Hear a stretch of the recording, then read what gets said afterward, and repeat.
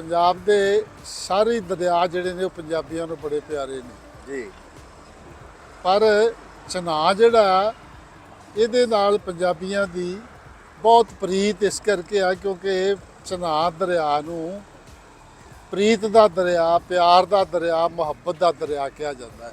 ਅੱਛਾ, ਪ੍ਰੀਤ ਮਿਲਣੀ ਨਾਲ ਹਾਂ ਤੇ ਹਾਂ ਪ੍ਰੀਤ ਜਿਵੇਂ ਕਰਕੇ ਇੱਥੇ ਪ੍ਰੀਤ ਮਿਲਦੀਆਂ ਹੋਈਆਂ ਸੋਹਣੀ ਮਈ ਆ ਗੁਜਰਾਤ ਸ਼ਹਿਰ ਦਾ ਤੁਸੀਂ ਜ਼ਿਕਰ ਕਿਹਾ ਹੈਗਾ ਨਾ, ਜਿਵੇਂ ਹਰ ਦਰਿਆ ਦੀ ਆਪਣੀ ਆਪਣੀ ਇੱਕ ਕਹਾਣੀ ਹਾਂਜੀ, ਹੈ, ਹਾਂਜੀ। ਇਸ ਤਰ੍ਹਾਂ ਚਨਾਹ ਦੀ ਇਹ ਸੋਹਣੀ ਗੁਜਰਾਤ ਦੀ ਸੀ ਜਿਹਦੇ ਉੱਤੇ ਮਿਰਜ਼ਾ ਇੱਜ਼ਤ ਬੇਗ ਜਿਹੜਾ ਆ ਕੇ ਤੇ ਉਹ ਮੋਹਿਤ ਹੋ ਗਿਆ ਤੇ ਉਹ ਇੱਜ਼ਤ ਬੇਗ ਤੋਂ ਮਹੀਵਾਲ ਬਣ ਗਿਆ ਤੇ ਇਸੇ ਹੀ ਚਨਾਹ ਦੇ ਉਰਾਰ ਪਾਰ ਉਹਨਾਂ ਦੀ ਮੁਹੱਬਤ ਦੀ ਕਹਾਣੀ ਜਿਹੜੀ ਸੀ ਉਹ ਪਲਰੀ ਪ੍ਰਵਾਨ ਚੜੀ ਤੇ ਉਹ ਕੁਰਬਾਨ ਹੋਏ। ਇਹ ਇਧਰ ਹੋਊਗਾ ਕਿਤੇ 2 ਮੀਲ ਇਸ ਪਾਸੇ ਹੋ ਸਕਦਾ, 2 ਮੀਲ ਇਸ ਪਾਸੇ ਗੁਜਰਾਤ ਤੋਂ ਹੋ ਸਕਦਾ। ਇੱਥੇ ਬਿਲਕੁਲ ਤੋਂ ਹੀਰ ਰਾਂਝੇ ਦੀ ਕਹਾਣੀ ਵੀ ਜਿਹੜੀ ਹੈ ਮੁਹੱਬਤ ਦੀ ਉਹ ਚਨਾਹ ਦਰਿਆ ਦੇ ਕੰਢੇ ਤੇ ਹੋਈ।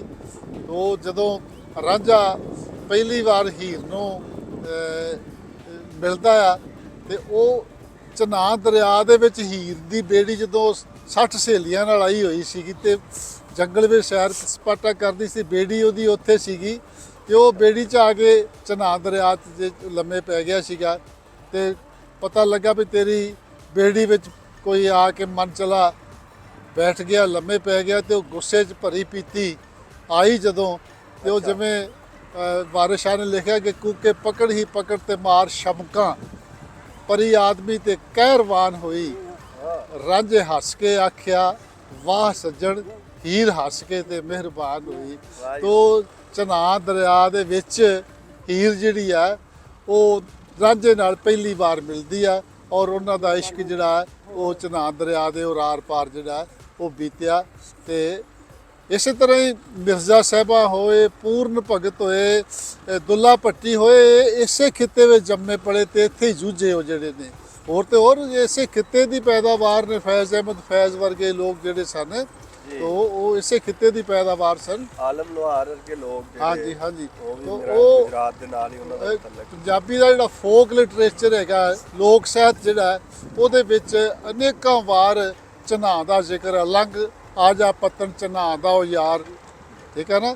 ਤੋ ਇਹ ਗਾਇਆ ਜਿਵੇਂ ਸੁਰਿੰਦਰ ਕੌਰ ਹੋਰਾਂ ਨੇ ਦੂਜਿਆਂ ਨੇ ਗਾਇਆ ਜੀ। ਸੰਧੂ ਸਾਹਿਬ ਇੱਕ ਚੀਜ਼ ਹੋਰ ਆ, ਤੁਸੀਂ ਜਦੋਂ ਗੁਜਰਾਤ ਜਾਂਦੇ ਹੋ ਜਿਹੜੇ ਚਨਾਹ ਦੇ ਕੰਢਿਆਂ ਤੇ ਲੋਕ ਬੈਠੇ ਨੇ ਜੀ, ਗੁਜਰਾਤ ਦੇ ਵਿੱਚ ਇੱਕ ਤਾਂ ਇੱਥੋਂ ਦੇ ਮਸ਼ਹੂਰ ਨੇ ਕੱਚੇ ਭਾਂਡੇ ਮਿੱਟੀ ਦੇ। ਹਾਂ ਉਹ ਸੋਹਣੀ ਕੱਚੇ ਭਾਂਡੇ ਬਣਾਉਂਦੇ। ਭਾਂਡੇ ਘੜੇ ਦੇ ਤਰੀ ਸੀ। ਦੂਸਰੀ ਚੀਜ਼ ਇਹ ਆ ਕਿ ਤੁਹਾਨੂੰ ਗਵਈਏ ਫੋਕ ਜਿਹੜਾ ਬਹੁਤ ਸੁਣਨ ਨੂੰ ਮਿਲੇਗਾ, ਜੀ ਜੀ ਜੀ। ਚਾਹੇ ਉਹ ਆਮ ਲੋਕ ਨੇ ਡੇਰਿਆਂ ਤੇ ਬੈਠੇ ਨੇ ਜਾਂ ਸ਼ਹਿਰਾਂ 'ਚ ਬੈਠੇ ਨੇ।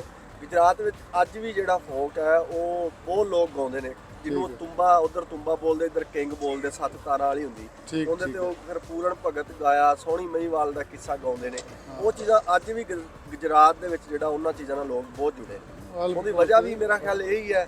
ਹਾਂਜੀ ਹਾਂਜੀ, ਸਾਰੇ ਹੀ ਜਿਹੜੇ ਸਾਡੇ ਵੱਡੇ ਆਪਣਾ ਸ਼ਾਇਰ ਜਿਹੜਾ ਹੈਗਾ ਪ੍ਰੋਫੈਸਰ ਮੋਹਨ ਸਿੰਘ ਜੀ, ਉਹ ਕਹਿੰਦਾ ਹੈ ਕਿ ਮੈਂ ਆਸ਼ਿਕ ਮੇਰੇ ਫੁੱਲ ਸੁਹਾਵੇ, ਮੈਂ ਆਸ਼ਿਕ ਮੇਰੇ ਫੁੱਲ ਸੁਹਾਵੇ, ਇਹਨਾਂ ਦੀ ਕਦਰ ਕੋਈ ਆਸ਼ਿਕ ਪਾਵੇ, ਗੰਗਾ ਬਾਹਮਣੀ ਕੀ ਜਾਣੇ ਮੇਰੇ ਫੁੱਲ ਚਨਾਹ ਵਿੱਚ ਪਾਣੇ, ਗੰਗਾ ਬਾਹਮਣੀ ਕੀ ਜਾਣੇ।